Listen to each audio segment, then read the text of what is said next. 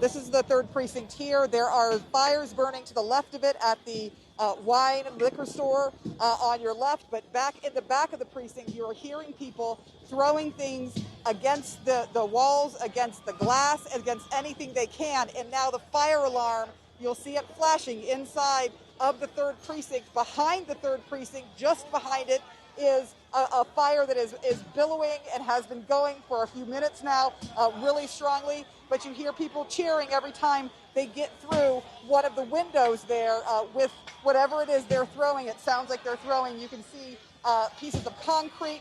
There's someone climbing up the wall right now of the back of the 3rd precinct, kicking the window in, trying to climb up the wall. People are trying to get in the building. We're listening to people say that they're trying to get into the building. There is now a person who, excuse me, sir, there is now a person who is going and trying to get physically into the 3rd precinct there at the bottom of the precinct. Now, at the very top of the precinct on the other side, there were police officers who were inside of that. The fires are getting closer and closer and closer to the 3rd precinct. That is the wine and spirit store, the Minnehaha wine and spirit store here. That is on fire on the other side. But you're also seeing now smoke billowing from inside of the 3rd precinct. You see that white smoke billowing outside of that, and you also see that fire alarm going off. Now, we know that there were officers in there not too long ago, so we're not sure of the status of how many officers are still inside or if they have evacuated yet, but we do know that just earlier there were officers standing on top of that roof, about 5 or 6 of them, who were throwing down all manner of things to try to separate the protesters. But now you are actually seeing smoke that is coming out of the 3rd precinct. Sarah, where are the police? You see the fire? We don't know. We are not seeing police out here right now. We have been seeing them standing on the top of the 3rd precinct. That's where they have been, throwing things down, trying to keep people from breaching. But now there are no police. There is no police presence. And Josh talked about that earlier. The police presence has gone to 0 at this point here outside of the 3rd precinct. How unusual is this? Because now fire has started. Let's cite the fire has started at the 3rd precinct. We're watching it be set right now. We're watching it go up in flames right now.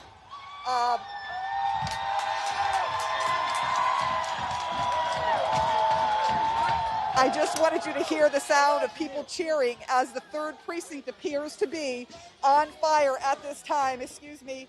The 3rd precinct seems to be on fire at this time with people who are now starting to go closer and closer to that precinct. We do not know at this time where the police are. I just want to, from my vantage point, you can see the pictures up on your screen now of the 3rd precinct, which is on fire. Director, did you tell me it's on, Ellie, it's the one on the left. It's on the right? Okay, it is the fire that you see on the right. And again, that is the 3rd precinct. And what you hear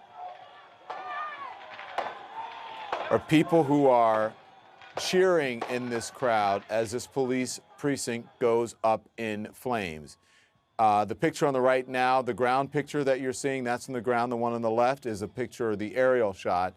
And so as Sarah Seidner had been reporting all evening here on CNN, they had tried to breach the perimeter earlier of the 3rd precinct, a fence that they had erected recently to try to keep protesters and rioters out.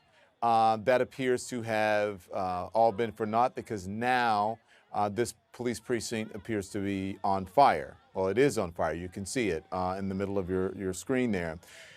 The concern is, with all of this, where are the police officers?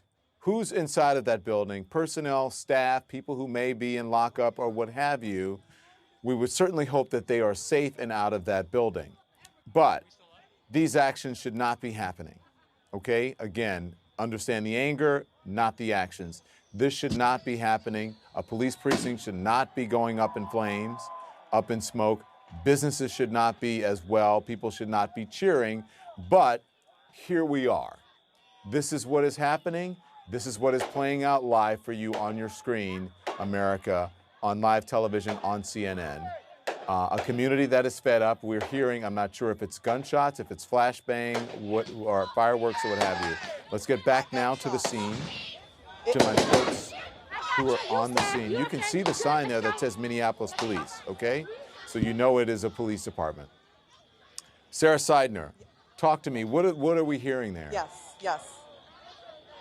Okay, so those are absolutely not gunshots. Those are fireworks being fired off by the protesters.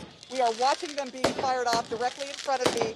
All of those sparkling lights that you see overhead, if you can see that, that is from fireworks. But we are definitely now seeing a fully on fire 3rd precinct here.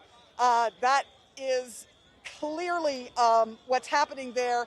There have been boards that have been put up outside of the 3rd precinct, and those boards are on fire, but it looks like the fire has gotten even bigger at this point in time, and you can see protesters so close to the fire that they are getting hit with sparks from the fire coming off of that building.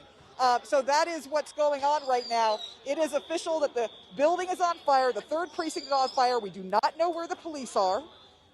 We see the Minnehaha Liquors, that is on fire on the other side of the street. We see a fire behind the precinct. We also see protesters throwing fireworks at the precinct, and the fire alarm is going on inside of the precinct. This is a scene that has completely changed from earlier today when things were peaceful, Don.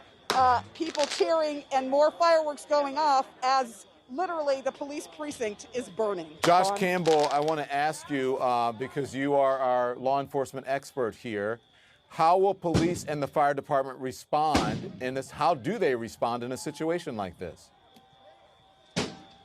Yeah, Don, I'm going to take this mask off a second so you can hear me.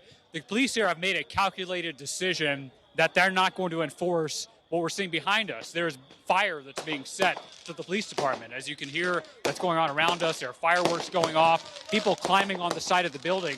They've made the decision that they're not going to stop people from doing that. And I think the reason is they know that any type of police presence here is going to be met with aggression and agitation by this crowd that is clearly unhappy. I could tell you we were just 3 blocks away at a financial institution that was on fire. The fire department was there. They were keeping a distance. They were not moving in to fight this fire. Again, not wanting to put themselves in jeopardy or in danger with this crowd that's clearly agitated. This is beyond what we saw there earlier. We have a fire burning. You have people climbing on the building, shooting what looks like fireworks and rockets at the building. We looked inside the windows. You don't see police officers there. So I think what would likely happen here is the majority of officers who are at this location have probably left for their own safety. There might be a team that's still left behind. We saw people on the roof earlier. But I think, Don, what we're going to see is they're going to let this building burn. You're not going to see officers coming in. They know that the decision right now is you lose a building or you lose lives potentially. That's the calculation that they're making right now. So they're not going to try to control this fire. They're just going to let this burn, Josh? Is that what you believe the calculation is? That's what. Yeah, Don, we've seen no indication that officers or fire department, and I'm scanning the crowd here because there's a lot going on. We've seen no indication that they're trying to either fight the fire or enforce the criminal activity going behind. This is looting. People are crashing through the windows here against, I've set the building on fire. I think they're making that calculation that they would rather lose a building than try to incite or inflame the situation even more than it has. What happens after that, we don't know. Whether they just let the building go and assume the crowd will disperse once they get tired after a number of hours. But so far, we haven't seen police officers staging. There have been no flashing lights. There was one helicopter overhead. It looks like it's now moved away. I think they're just letting the situation play out right now, Don, making that calculation that's probably in the best interest of the community. And speaking of the calculation, why would one, stand by 1 second, Sarah. Listen to this. There's no siren at all. So there's no fire department coming. Last night, 3 or 4 showed up when the AutoZone was on fire. This is definitely, as Josh said, a calculated decision. Not a single fire truck is here. Right on.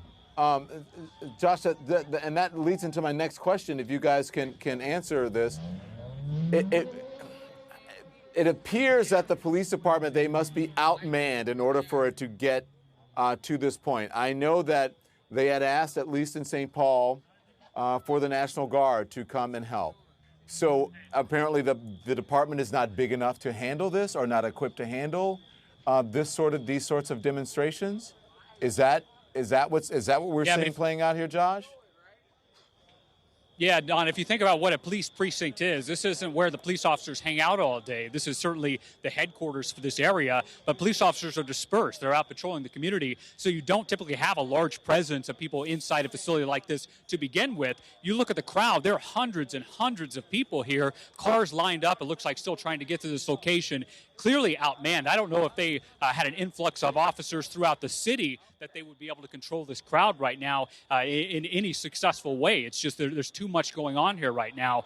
But again, you go back to what is actually inflaming this situation. It's people that are angry with the actions of the police. So if you had that infusion of officers here right now, trying to push these people back, trying to conduct arrests, I think they know that this would turn dangerous and deadly very quickly, not only for the officers, but also obviously for the people that are here in the community. This is one of those situations that's not easy to control. If it were easy, this would be resolved already right now. But I assume that the police chief right now, police officials are making that determination that they're not bringing in the crowd control. They're not bringing in the riot police. They're going to, lose a piece of property here, it looks like, as this fire continues to move out. But they're not wanting to obviously inflame the situation even more.